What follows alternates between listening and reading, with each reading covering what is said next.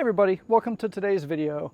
I am officially at the 6-month mark and just about 10,000 miles. I'll hit 10,000 miles tomorrow by the time I upload this on my Ford Ranger Raptor.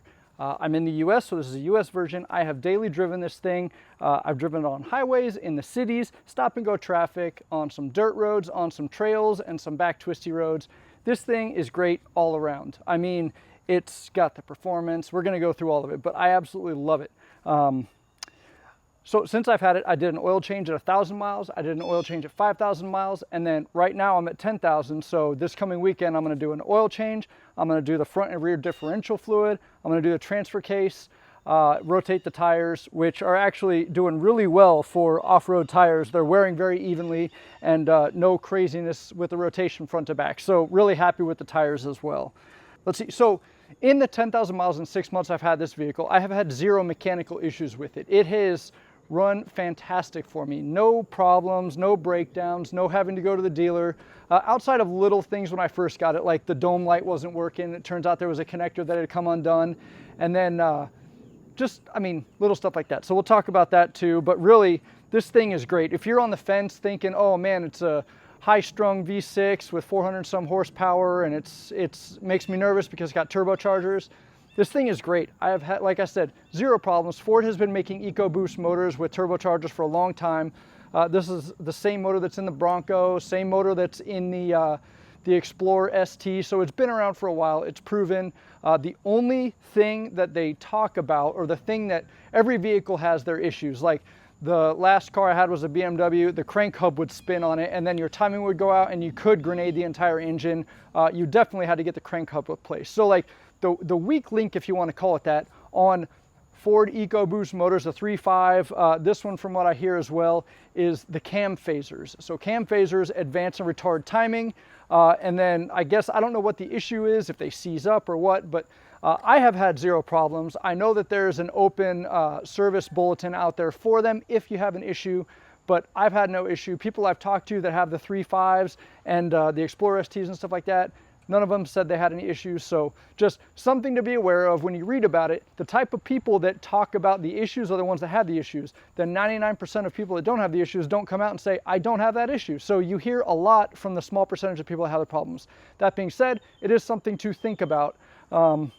Let's go on. So I made notes. I'm going to talk about the things I really love about this truck, the features I really love, the things I'm super glad it has. So the drivetrain. I mean, you got a V6 still in a mid-sized truck, which this is the only one that has a V6 in it and has 405 horsepower, 430 foot-pounds of torque. I mean, it's a monster. Twin turbocharged, and they're Garrett turbochargers. They're not like an off-brand, so Garrett turbochargers. You got the 10R60 transmission, which is like 45 pounds lighter than the 10R80 that's in like the big trucks, the Mustangs, things like that.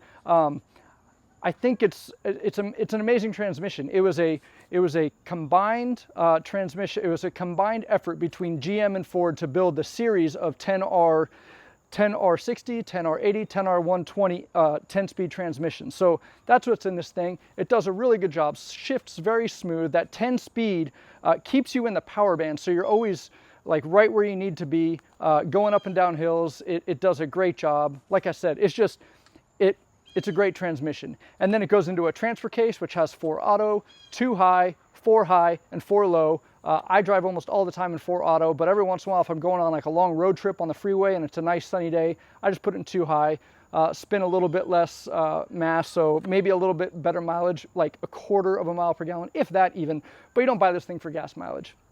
And then your differentials front and back, locking front and back differentials. So you can put this thing in 4 low and lock all 4 tires or all 4 wheels and just get up a lot of stuff. It's pretty amazing.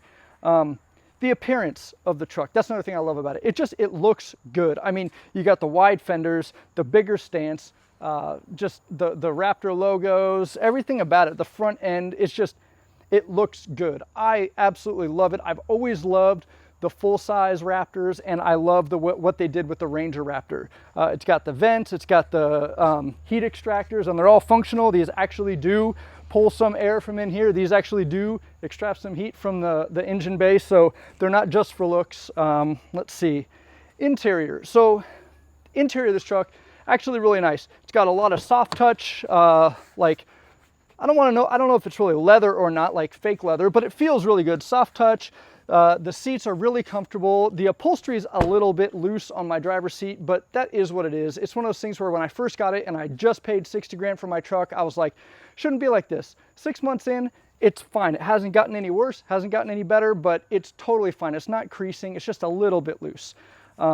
And then I love the code orange accents and things like that they have. It's really good. And when you start it up, you got your little screen that shows like a little Raptor on there, and it's just a cool graphic when you start it up. Ride quality, the suspension, everything about it, the steering in this truck is great on all different road surfaces. So when you're on the freeway going 80 miles an hour, it feels great. It's comfortable. It doesn't float, but it's not jarring you at every bump. I mean, you do have a lot of rotational mass, but you also have really thick sidewalls. So it's going to be squishy in the corners, but it's going to absorb some of those road bumps and things like that. And then the live valve shocks are just, on the roads, yeah, when you hit a pothole, it does its thing, but when you're out on the trail is when it really kicks in. Like, I've actually gotten this thing in the air a little bit. I didn't even know it was in the air until I went back and looked at the video. It felt so good going up, going down. I felt like I had control the entire time. Granted, I wasn't trying to turn in the air, but at no point was I like out of control in this thing. It's been amazing. I have not driven it with all the nannies off. When I go out on the trails and stuff, I might go a little bit quick, but I do keep all the nannies on, and that does help a little bit. Let's see. So we talked about that. So a little more on the steering itself. In other vehicles I had a Jeep Gladiator, I've had a Tacoma, I had the Explorer ST, which that vehicle was fantastic too. It had really good steering, but a whole different setup. It's lowered, it's more sporty. This is off-road. But the steering is great. When you're out on the trails, you feel everything, but not in an uncomfortable, jarring way. You just know where the pressure is on your drivetrain, whether you're getting grip, whether you're really pushing into a rock or something like that. And it's just, it feels really good. It's not too tight. It's not sloppy. It's just the way it should feel. So I don't know how to describe it other than that. Like I said, in my Gladiator, it just felt loose and squishy, and you had no idea what was actually happening unless you stuck your head out the window and looked out there. And then in a Tacoma that I had, it was a 2004, so it's an older one, but it just felt a little bit looser as well. And then the suspension on this thing is super beefy. The upper and lower control arms are monstrous.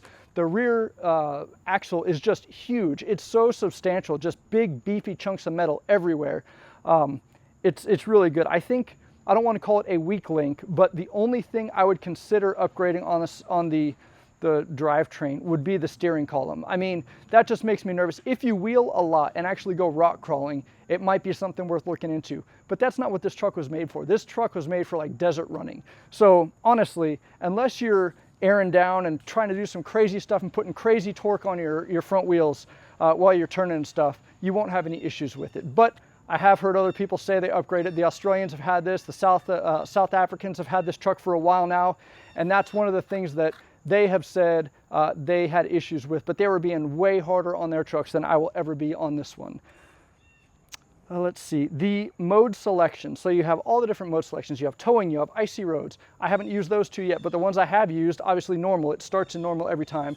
But then you've got sport. It just enhances the throttle response a little bit. It tunes the transmission a little different. And then it changes the exhaust to sport mode as well. It's just a little bit louder, a little bit deeper, but not crazy.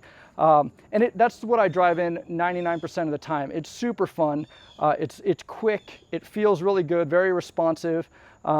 You also have Baja exhaust, which is cool. You can make it a little bit louder. When you go into Baja mode, which I haven't even done yet, which is crazy, I probably should, but I haven't really been on a dirt road that I could go flat out in a long way where I could see around every turn. Normally I'm on forest roads and I'm not going, 40, 50, 60 miles an hour on those into turns or anything. So, but the thing Baja mode does that's awesome is it actually does some anti-lag. So it opens up the valves enough to send fuel through the head or through the piston in the intake and out the exhaust, so it's not getting combusted in the intake, to keep the turbo spun up. So when you're in between gears and not on the gas, when you're slowing down for a turn, it'll keep the turbo spun up for a couple seconds. It's a little bit harder on the turbos, but I mean, that's the kind of stuff rally cars do. So it's so awesome that this stock truck comes with that capability in Baja mode. Again, haven't done it yet. I definitely got to get out there and do it. If you go to the Raptor Assault School, I think is what it's called, you get to drive around their course in Baja mode, so you'll get to feel it there. And that being said, if you buy one of these new, you get to register, it's free, you go out to Utah and you get to drive one of their trucks around a track, on some trails, do some cool stuff in it. So that's definitely something to look into. You've got to do it within a year of buying your truck. Let's see. There is an R button on the steering wheel, which at first I had no idea what it was, but it turns out you set the settings the way you want it. You press and hold the R button and it remembers that. So next time you get in the truck and it starts in auto mode, you just press the R button once to show you the settings and twice to say, yes, I want to do that. And it'll put all your settings in. So my truck is set up for auto, so 4-wheel drive. It's got sport mode, sport everything through the tune, the steering, the exhaust. You could go in there and say, I want it sport, but I want it to be in Baja exhaust or normal exhaust or whatever. You can change all the settings and then you just press your button and it remembers it, goes in there. This thing has 6 pre-wired auxiliary switches, which is great. That's what I have my ditch lights hooked up to. That's what I have my amber light hooked up to, my front off-road light, my 32-inch light up front. And then I've got some lights in the bed as well. Just all these different things. 4 of your switches have wires pre-wired up in the engine bay. 2 of them are back down by the tailgate underneath, back up by the tow hitch. Adaptive cruise control and lane assist. That is not a feature for the Ranger Raptor only. Pretty much all cars nowadays, or all vehicles nowadays. But I'll tell you what, I had it in my Explorer ST and it's gotten better. That was a 2020, this is the 24. In the ST, every time you came to a stop, it would cut the system off and you had to press a button to resume it. In this thing, it'll say auto resume, and for 30 seconds, you can be stopped at traffic for 30 seconds, and when the car in front of you goes, it just starts going again. It also centers you in your lane a little bit. Gets a little bit close to the passenger side than I would be comfortable with. I wish it was just dead center, but it's lane assist. It's not lane centering, it's not self-driving, so that's not a knock on it. It is a great feature. It will correct you a little bit. You can turn that off if you don't like your steering wheel turning back on you. I leave it on, I've gotten used to it, and I actually really like it now. But again, adaptive cruise control, you can set the following distance, you can set your speed, it's really a great feature. Another feature this has is a speed limit button. You press that button and it will not let you exceed what the current speed limit is, plus or minus whatever you put into the system. I don't use that very often, but it is a neat feature if you were driving like through, let's see, if you were out in Kansas, driving on a 2-lane road, going through a town, it's 65, and then you get into the town and it goes 55, 45, 35, 25, and there's 25 through the town. The cop's sitting right there to give you a ticket, and on the other side it goes back up. If you had that thing set and you just had your foot to the floor, it would see those signs and start slowing you down and bring you down to 25 when you go into the city, and then it'll speed back up on the way out. It uses the camera up by the rearview mirror to see the signs and basically sets your upper limit. Again, not a feature I need around here in DC, but I could see the use case for it, and it is pretty neat. KO3 tires. So I really like them. I had KO2s before. I think they did a really good job picking these tires for this truck. They look really good. They handle extremely well, both on the road and out in the dirt roads, on forest roads, out on trails and stuff like that. I've only got 10,000 miles on them, but they're wearing pretty evenly, no cupping, nothing crazy like that. And I mean, they're great. I am going to replace them with another set of KO3s when I get new tires. And I'm not going up in size. I'm keeping the standard wheels and the standard tires on this truck because I like the way they look. And that's what it's tuned for. And when you get the performance tune, they say right in there, the performance tune through Ford Performance does not, the warranty doesn't cover if you go with bigger wheels and tires, because then you're putting way more strain and stress on the drivetrain. So we'll talk about that a little bit later. The bed width. The width between the wheel wells is 48¼ inches. So you can slide a piece of plywood in the bed of your truck and have it be between the wheel wells. It won't be up on one. That's really important to me, especially if you're getting drywall. Plywood you can put up there and it can bow a little bit. If you put drywall up on one wheel well, like in a Tacoma or a Colorado or something, that thing's gonna break. You gotta like build a bracing system or figure something out so it's up above the wheel wells on both sides, but this thing you can slide it right in there. The only other mid-size truck that has that is the Honda Pilots. My dad just bought one of those, more power to him. He drives it around in California. I didn't want that, but they are capable trucks as well. But we're talking about the Ranger Raptor here, so enough about the Honda Pilot. This isn't really a feature of the truck, but the catalytic converters are tucked way up in the engine bay, like basically right on the output of the turbo for the exhaust side. They're way up there. So I don't know if stealing catalytic converters is still a thing, if it's still a prevalent thing, but it's not down there where you could just sawzall it out really easy. there's some braces and cross members underneath, there's skid plates under there, and then to get the bottom half, and then you'd have to be able to get up inside the engine bay to get the top half. So you're not gonna lose your catalytic converters in this, or it's gonna be extremely difficult for someone to steal. They would probably go to the vehicle next to you before they try to get it out of this one, once they get up there and see what it's like. So, and then the last thing, I mentioned it before, the Ford Performance Tune that is out there now. Comes with a 3-year, 36,000 mile warranty, not from when you get the tune, it's from the 0 miles on the vehicle. So mine's at 10,000, I'm getting the tune within a week or two. It's just said it got shipped, so it should be here soon, and then I'm gonna take it to the dealer to get it installed.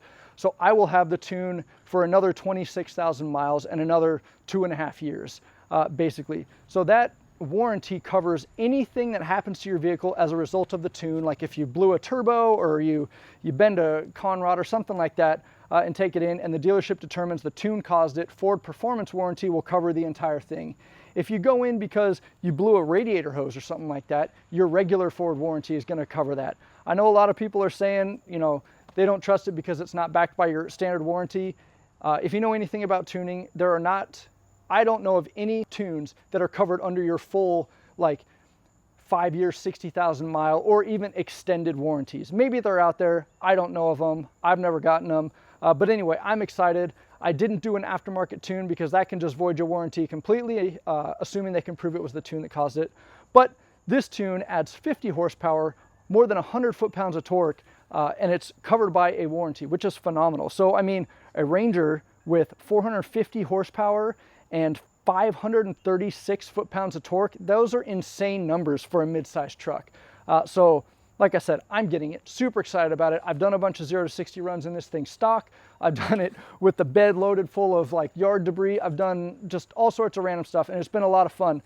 With premium fuel, I ran a 5.5. With 87 octane, it was like a 5.9 or a 6.0. So right there's a half-second difference because this thing does advance timing with higher octane fuel.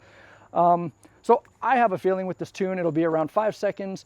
Some people that have gotten it says it doesn't feel that much different. Other people say they love it, it feels peppier. I expect it to make a difference, especially the way I drive this truck.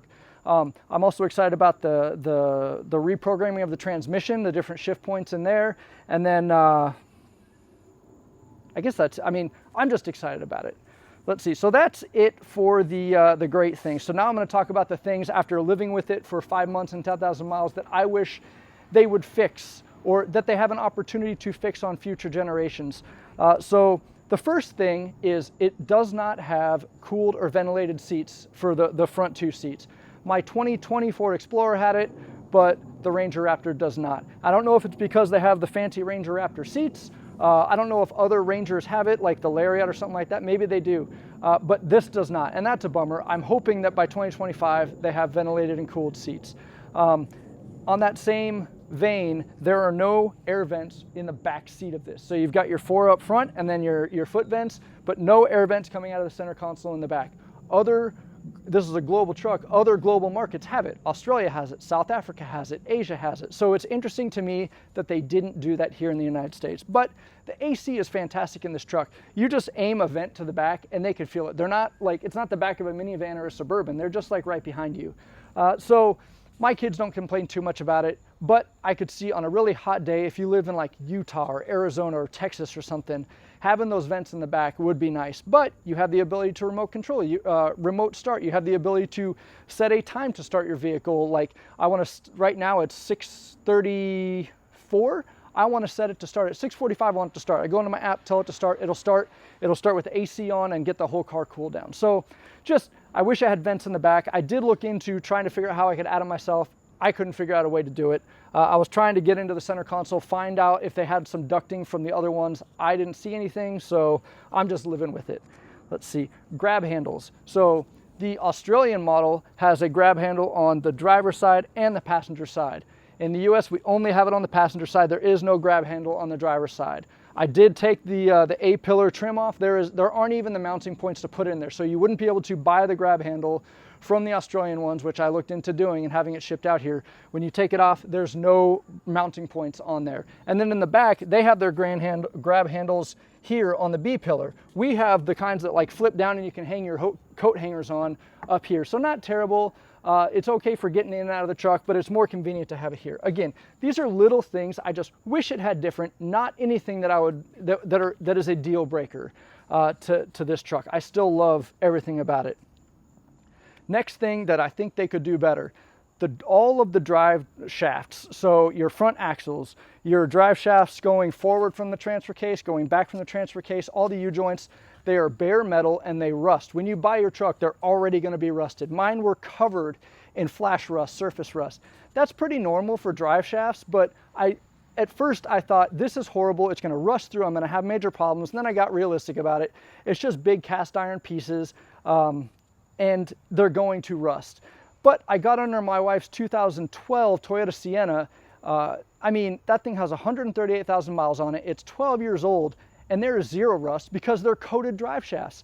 Every other vehicle I've had coated drive shafts. This one doesn't. And other Ranger Raptors in Australia, in Asia, in South Africa, they have coated drive shafts. So I don't know why for the US version they didn't do that. I went ahead and painted them myself. I sanded some of the rust down, painted them with some Rust-Oleum. Nothing crazy, nothing special. I just wanted to get that rust off of there and just give myself peace of mind. It's going to make zero difference in the long run, I'm sure, but it makes me feel a little bit better. Auto start stop. So this truck, like every car nowadays, it's like an EPA requirement to have the auto start stop. Super annoying. Every time you start the truck, it's enabled. You have to push a button to turn it off. It's not something that you can program in with ForScan as far as I read in the forums or anything like that, but there are devices you can get, and I'll talk about that a little bit later as well. I disabled it permanently with the device. Sync issues. So your sync system is your infotainment system. Overall, it's great. It's over the air, so you can just have your phone on like a magnetic charger and it'll display your Google Maps or your Waze or whatever maps you use. But the issue is, I would say more often than not in my truck, when I start the vehicle, it does its pairing, Google Maps displays, and it says it's playing music, but nothing is coming through the speakers. So the sync up is there, it is talking. You can do things on the screen that will tell your phone to do something, like you can tell it to pause the music and your phone will go from the play button to the pause button, or vice versa. But no audio comes over. I've tried restarting my phone. I've tried everything on the phone side. Nothing fixes it. The only thing I can do is disconnect and reconnect it in the sync, on the screen, and then it works. You can also press the volume down and the next track button and hold it for like maybe 5 or 6 seconds. You hold it until the entire screen shuts off and then turns back on. That takes a little bit longer, but it's the hard reset for the tablet. So that's another way to fix it. I've heard that this is not just the Ranger Raptor or the Ranger. I've heard across all the manufacturers, their Apple CarPlay and their Android, I don't know if they call it CarPlay or not, but they have similar issues across all of them. Some guys with Jeeps had it. My BMW didn't have that issue, but that was just a standard Bluetooth. It was not Apple CarPlay.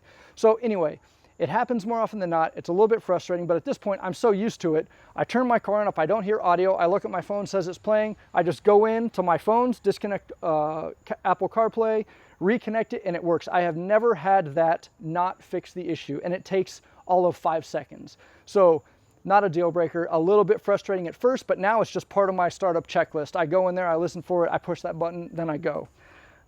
Let's see.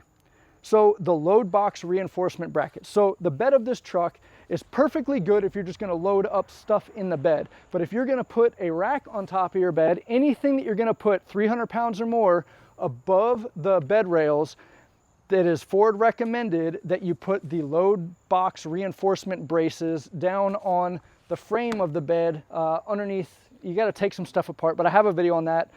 So if you want to, you can do that. Get them yourself and install them. But anyway, it does not come with those. So if you want to turn your truck into an overlanding truck and put like a tent and some stuff up there, you're going to need to get those reinforcement things, or you should get them, because what the issue is, it's just sheet metal that's bent. And if you had a bunch of weight up there and you're out wheeling, it's going back and forth, you could technically, or you could possibly bend the bed of your truck one way or the other, and then it would be like sticking out this way or sticking out that way. So they just say put these things on it. They're like 160 bucks. They're actually cheaper for the Raptor version than they are for the regular one. I think it's 159 for the Raptor, 169 for the regular Ranger. And then from what I've read is there's actually some back order issues on that. A lot of people that recently had it ordered had their orders canceled. And I'm thinking, I'm trying to be optimistic, maybe Ford says cancel all those, we're gonna fix it for them. So maybe Ford, if you're watching this and that's not your idea, that should be your idea. But if it is, good on you, taking care of your people. So anyway, load reinforcement brackets, something to put on if you're ever gonna put anything above the bed of your truck.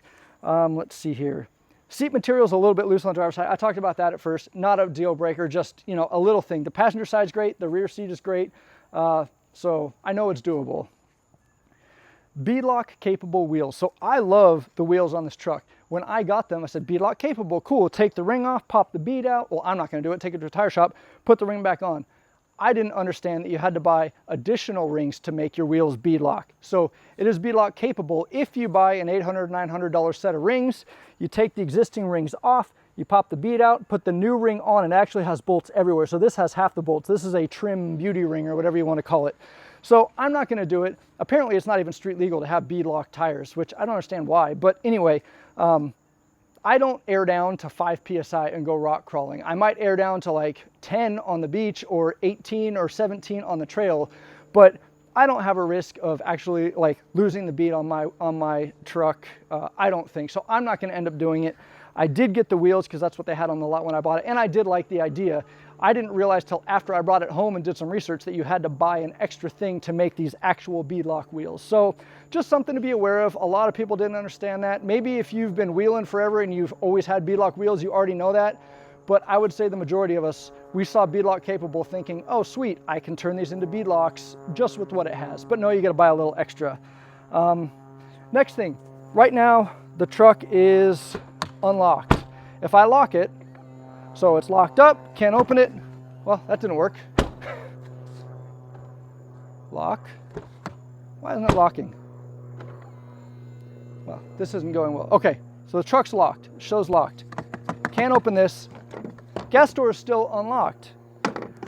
I mean, I know other vehicles have locking gas caps. My wife's Toyota Sienna has a locking gas cap. Other Ranger Raptors in other parts of the world, Asia, I know for sure because somebody told me that there's locks when they lock the door. I don't understand why ours don't lock. Yes, it's a capless, tamper-proof filling nozzle, but all you have to do to get around that tamper-proof is put a funnel in there because it's just a little like, something won't let the flap open unless little plastic things on the side are pushed, but you stick a funnel in there and everything opens up so you could siphon the fuel out. You could put something in the gas tank if you're like a angry ex or something like that. I don't know. When I was in high school, there were rumors of people that would put like sugar in gas tanks and just be complete buttheads.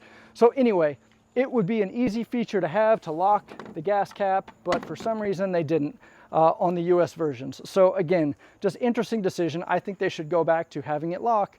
The only downside to that, and there's always the what ifs. I mean, what if it's stuck locked and you can't get it open? I mean, what if any vehicle that has a locking one gets stuck locked? I don't know. You can buy caps that go over the thing that have a key on it, but those are just, the ones I saw were pretty flimsy, nothing great.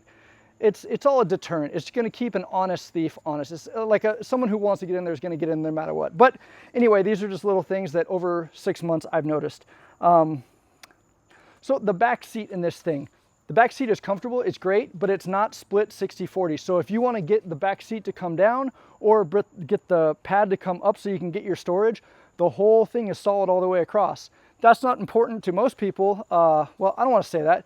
I don't even have kids in car seats anymore, but I have crap on one seat or the other, and if I want to open it, I got to push all the stuff off those seats, as opposed to being able to open up just the half behind the driver's side or just the half behind the passenger side.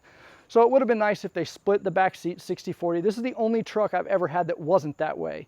My Tacoma, my Gladiator, my old S10, they all had a split 60-40 where you could open one side or the other. So just a little thing like that. So skid plates underneath. This truck has a big beefy bash plate up front that protects the radiators, intercoolers, and then you come back a little bit more, it has a skid plate underneath the engine oil pan, and then it has another small skid plate under the transfer case. It does not, and the front differential also is protected by the engine oil pan one. It does not have any sort of protection for the transmission pan. Granted, the transmission is tucked up about 4 or 5 inches above any of the cross members or anything. The only way you'd hit is if you like high center on a rock when your wheels come down on the far side of something. But it's a plastic transmission oil pan. It's also a plastic engine oil pan. I don't want to get into the pros and cons of plastic versus metal. I would have preferred metal, but plastic has its place as well. Easier to mold, you can put baffles in it, it doesn't corrode. Maybe it's better with the heat, I don't know. But anyway, this has plastic engine oil pan and transmission fluid pan, and there's no protection for the transmission. There are aftermarket companies that sell them now. I'm waiting for a good kit that I can get that also has a gas tank skid plate that I can put on there too.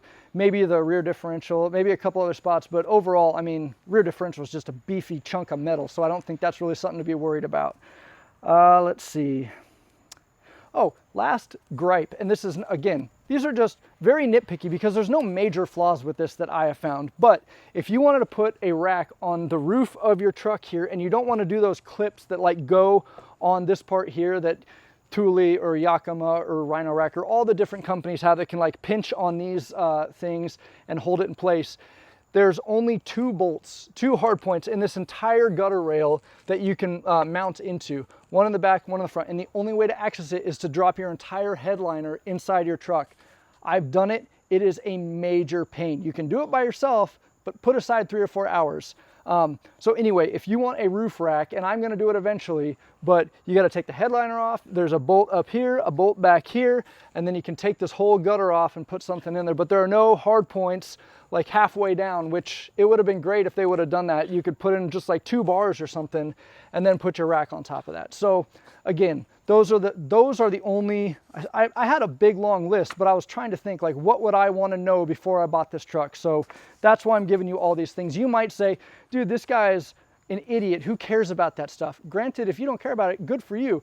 It doesn't bother me. It's just things, there's potential to make this truck better for the next generation or the next year. It'd be cool if they did some of these things. Okay, so we talked about the good things. We talked about the things they could improve on. Now we're gonna talk about the things that I actually did do to my own truck to make it the way I wanted it. So first thing I'm gonna talk about, sound system. This comes with the B&O 10-speaker sound system. It sounds adequate. It's better than the bass system, I guess, but it's not super high quality in my opinion. It's as good as the 10-year-old JBL upgraded system in a Tacoma. It's nowhere near the Harman Kardon that I had on my BMW or like the Infinity. I don't know if Infinity is even still a thing, but there were vehicles that had like Infinity or Bose or just the different high-end name brand stereos inside vehicles that sound pretty darn good. This thing, B&O is a great name, but when you look at all the stuff in this, they're actually Ford Motor Company speakers, not B&O speakers, which was surprising to me. So I went ahead, I upgraded the subwoofer because the subwoofer in this thing is tiny. It's like 5.5 inches in a small ported enclosure. It puts out a little bit of bass, but not enough for what I listen to and the way I wanted to. If you're driving with the windows down and you want to have it loud enough to hear it, you're going to need to do a little something to your stereo, in my opinion. Maybe you're totally happy with it. That's cool. So I did a kicker hideaway sub behind the back seat.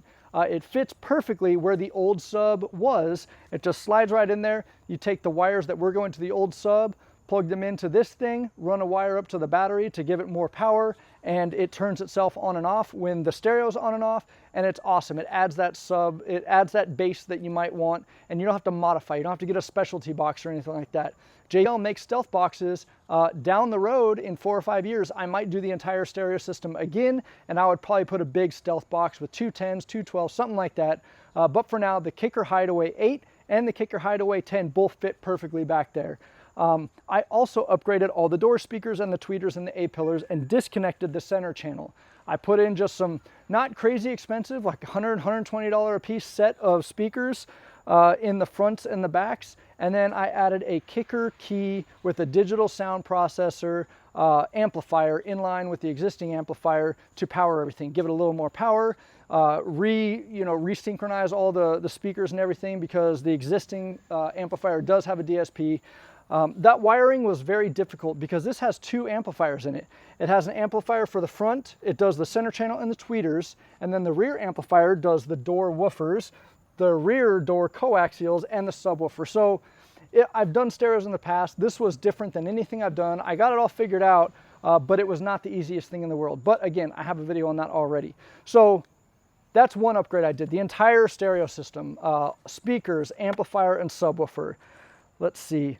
Auto start-stop eliminator, I talked about that. It's like a 5-minute thing. You order it online. I can put the link in the description.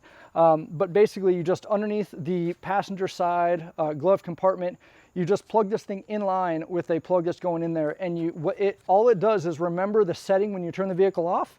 And when you turn it on, it puts it back in that setting. So if you turn the vehicle off with auto start-stop enabled, when you turn it back on, it will be enabled. And when you come to a stop, it's going to shut the truck down and start it back up.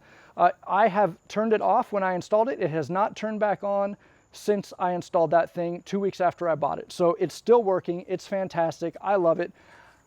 I'm not totally against the idea of auto start stop. I just don't want it in my vehicle because it's extra work on the starter. It's extra work on the battery. And yes, they engineered it for all that, but I don't want to put that extra wear and tear on it.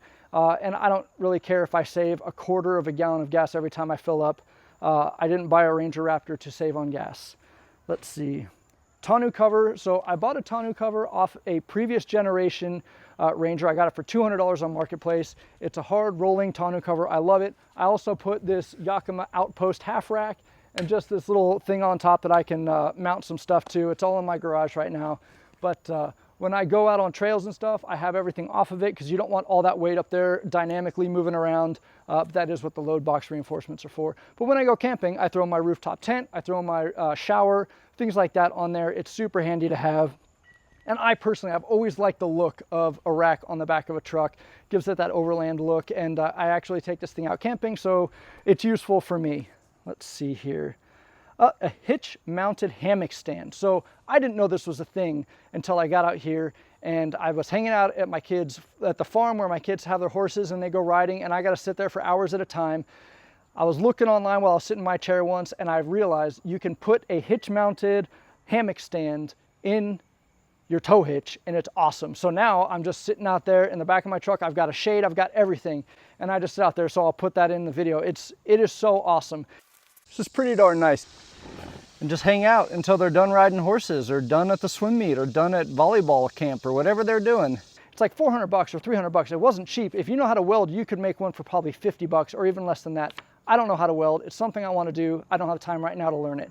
So I bought it, and it is awesome. It has nothing to do with truck. You could put it on a van. You could put it on a, Toyota Camry that has a tow hitch or whatever. But tow hitch hammock mount is awesome. Load box reinforcement brackets. I put them on my truck myself. I bought them from Ford back before they ran out of them, I guess, or whatever they're doing. But I put them on. I did an entire video, step by step, exactly how to do it. It's really not that hard, but it took me about 3 hours. If you follow the video, maybe you can do it in 2, maybe you can do it even faster than that. But they will charge you $175 if you do it at Ford. I think that's what the number was. But the video I did on it tells you how much it was. Anyway, I put them on there for peace of mind because, like I said, I've got this rack, and I do put a tent up there that weighs 80 pounds. And then when I sleep in it, that's another 220 pounds with me and all my stuff. So anyway, I wanted to have it because it's recommended. And the last thing I want is for the bed to flex one way or the other, because I didn't do that. Let's see. I talked about the fact that the drive shafts were all rusted. That's another thing I did. I got under there and painted them a whole lot better than it was when I got it.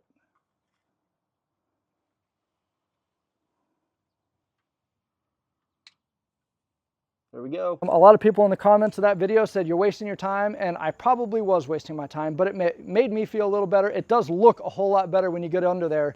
It's just Rust-Oleum spray paint. I mean, I took a piece of cardboard, put it up there above it, and just painted it, backed the truck up maybe 2 feet so it spun it, painted again, not a big deal. So anyway, I did it, not a requirement, but again, I really hope that for the next generation, they put coated drive shafts on these things. They do it in other countries. They do it on other vehicles. I don't know why they don't do it on an off-road vehicle like this. I put in a dash cam, and then instead of a reverse camera, I put it underneath the truck looking forward. So when I'm out on a trail, you have the forward-looking trail camera, which is awesome, but it shows you what's out in front of the hood. If you want to see what your wheels are coming up on, you could just stick your head out, or you can have your spotter tell you. But if you're out there by yourself on a not too technical, but you see some rocks, I've got my camera underneath, just on a brace behind the transmission, looking forward, and I can see the two wheels. I can see what's coming up on it. It's pretty nice, and it's really good for not deep water crossings where the camera's still up, but you can see when you're hitting a rock, things like that. So again, I really like it. It's great. All right, so the last thing I did, and I moved my camera because I'm actually going to turn them on, is the lights, the lighting around the truck that I've done. So I put the amber marker lights, which are kind of a trademark of the big Raptor because it's actually wide enough to require the clearance lights or the marker lights or whatever they call them. But to me, it's a Ranger thing. I know Tacoma, or it's a Raptor thing. Tacoma guys put them on there. I've seen a lot of guys do it. I think they look super cool. Other people say, your truck's not wide enough, you don't need it. That's stupid. Well, whatever, I like it, it makes me happy. So I put the set of 4 that go on these 2 sides, and I think that looks really good. There are kits to go in these 3 up here, but they're different shape. They get smaller as they go back. They're a weird like trapezoidal shape, and the ones I've seen just kind of stick in there, but they don't fill the entire box. So I went with these. I think they're great. I also put a 32-inch aux beam off-road light behind the grill here, and I'm actually going to bring the camera and show you up close. Sorry, my fingers got in the way. So it's pretty stealthy. You don't even see it. So you can see the amber lights, but you get in here and there is my 32-inch light right there. And it actually mounts to some stock holes that are already down there. And I did have to trim this a little bit. But anyway, it fits in there. There are other lights that are smaller that you don't have to trim anything and they fit in there. And they use the stock mounting holes back in here they're not for lights, they're for something else, but you can use those to mount your light. And I wired them up to the auxiliary switches. And then the last thing I did is put some ditch lights up here. When I go out, I like to have the lights lighten up the sides and everything. So these just bolt to the hood hinge, and they also had gas struts on them. I used them at first, but I bought them from an Australian company. Apparently in Australia and South Africa and Asia, the hood is steel. In the US, the hood is aluminum, so it's lighter, but it's also not as strong. So having the hood struts for a steel hood was way too much stress. Okay, so like I was saying, the hood struts, too much stress on the aluminum hood. It would go up and I had to really crank on it. And when I'm putting 30 or 40 pounds of force here, 3 feet out from where those are, I just knew it was gonna buckle the hood. So I took them off. There are other companies here in the US that made them for the aluminum hood. They add extra braces. The hood strut goes out front, not as much pressure, and they work great. I'm not gonna do that, but it is an option. So here we go.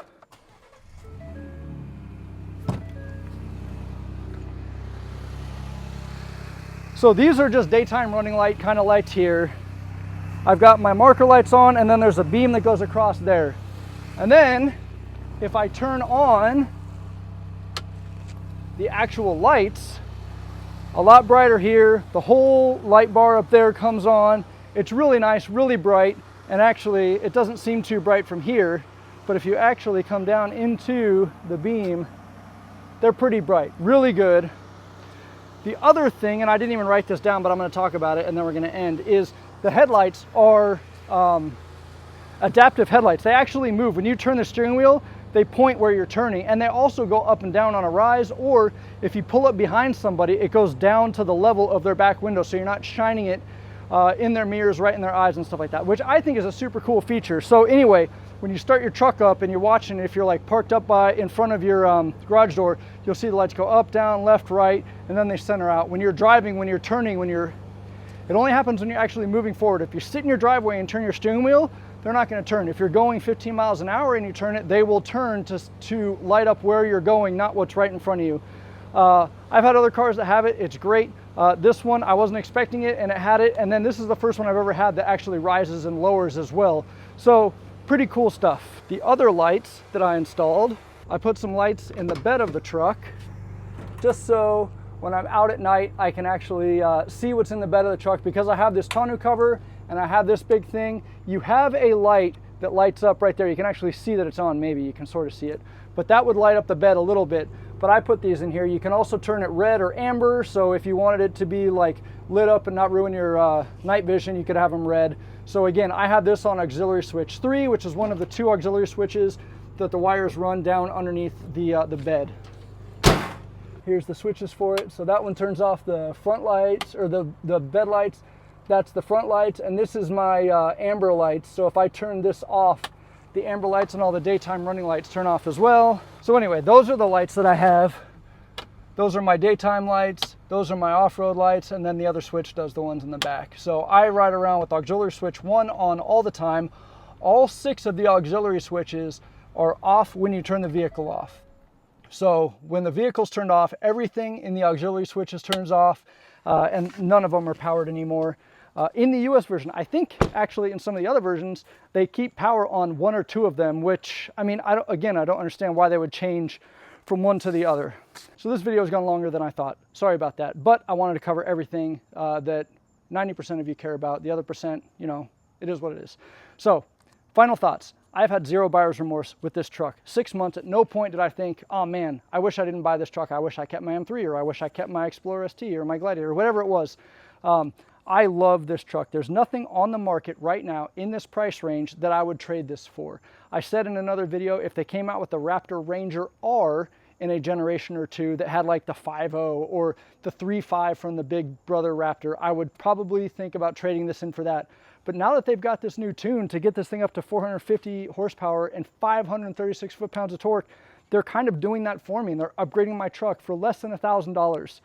So to me, that's phenomenal. I'm super excited, like I said, about that tune and about this truck. It's going to be like a whole new truck.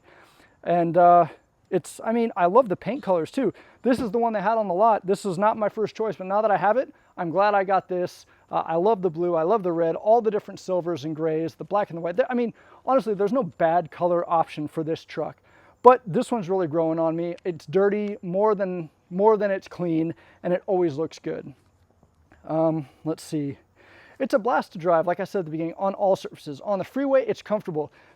When I had my Gladiator, getting to the trails it was a slog driving on the highways and stuff. Once you get there, that thing was great. This thing is a blast to get to the trails. It's a blast on the trails, and it's comfortable driving home afterwards. The only thing I wish it had, like I said, is ventilated and cooled seats. Other than that, the seat warmers work fantastic in this thing. They heat all the way up to the head, to the tops of your shoulders, not your headrest, but everything in the seat. Most of them just do your lumbar. This goes all the way up to your shoulders, and it has a heated steering wheel too. Let's see. When I'm on the twisty turny roads in the backcountry, I miss my M3 and my Explorer ST and my Focus RS. And I'm not trying to like, oh man, I've had these cool cars, but those are the cars I've had, and they were a blast, and this is what I have now. So I've had a lot of Ford performance type vehicles, never a Mustang, never like a Ford GT or a GT 350 or 350 GT, whatever it is. Anyway, I've had some other sporty cars. I've had some fast hatchbacks. I've had the Explorer ST. And when I'm out on like the twisting, turning back roads, those were more fun than this. There's no question about it. This has a ton of unsprung weight. It has big old sidewalls that make the steering a little bit squishy when you're trying to go, you know, in and out of turns. You got a lot of weight to slow down. So when you're coming into a turn, late braking, you don't want to do it in this thing. You want to give yourself time to slow down. Whereas in an M3 or a Focus RS or the Explorer ST even, you could really take it in quick and come around. But this doesn't have the right tires for that. It doesn't, I mean, that's not what this is for, but every other every other place to drive, this thing excels. It's amazing. So again, I love it. I wouldn't trade it for anything. Let's move on to the next thing. Other than the fact that the back seat is not split, this is one of the more comfortable back seats in a midsize truck. I sat in the back of the Tacoma, I sat in the back of the Colorado, and to be honest, they're pretty similar, but I feel like when I set the driver's seat for myself at 6'3", I can sit in the back of this one. It's not comfortable, but I can fit. On the passenger side, I have more, I don't want to say more than enough room. It's like being in a coach seat on an airplane, but it's better than the alternative trucks out there that I've sat in. My kids don't really care one way or the other. They're small, so a truck is a truck, and they like it. It's comfortable, and it has internet in it, so they love that. They just hook their iPads up to it, and then they're happy no matter what. let's see. When I bought this, I also looked at the TRD Pro and I also looked at the Colorado ZR2 Bison. I really like the Bison. It was cool. It has way more skid plates. It's got a little bit more clearance, better approach and departure angles, but it doesn't have a V6 and it just doesn't look or sound as good. I have, like I said, always loved Raptors, and I've always loved Rangers as well. But when they came out with the Ranger Raptor, I just had to have it. The Colorado has been around, the ZR2 has been around for a while. It's capable, it's great. It's more of a rock crawler than a like Baja desert runner. But, you know, if you're watching this, it's because you like the Ranger Raptor, and I love everything about it, the way it looks, the way it handles. And I'm not knocking on the Colorado. That is an amazing truck too, and it was a close call. The TRD Pro, they're super cool trucks. I've had Tacomas in the past, but it wasn't for me. Now that they've got that hybrid system, I know it's got tons of power, but I'm just never want to be the early adopter of a new powertrain like that. So, and I think it's been around in some other vehicles, but still, this is the same powertrain that's in the Explorer ST, same engine transmission. Obviously, it's got the suspension's different, but that's different than the engine transmission. And I'm rambling here. So anyway, I did look at the other vehicles out there, and this is the one I went with. I've had Tacomas, I had a Gladiator, I've owned S10s and Sonomas in the past. I've never owned the Colorado, but I did look at it and ultimately went with this. Zero regrets. I don't look back and think, man, I wish I had the Colorado for this one time I was out on a trail, or I wish I still had my Gladiator for that one time I was doing this. This truck has handled everything that my other trucks could. Granted, I'm not going out to Moab and doing crazy stuff like you see some of the Jeeps like sliding down on their rock sliders and doing stuff like that. Like, this is my daily driver. I drive this to work as well, so I can't afford to break it on a trail and then come home and drive my other vehicle to work. I drive this on the trail and then I drive it to work. So that's that. To wrap it up, I would say that this is the perfect mid-sized truck, and especially if you have a small family and you want to put kids in the back, you can fit car seats in the back. I did a video on that, put 3 car seats across, there was still room. You could put rear-facing seats, probably more on the passenger side than the driver's side, because a rear-facing seat takes up a lot more space and you'd have to move your seat forward a little bit. That's just part of having a mid-sized truck. No mid-sized truck is going to have enough room to put the driver's seat all the way back and still have a backward-facing car seat that I know of. That's full-size truck territory. That's it. If you're still on the fence, just get one if you can find one.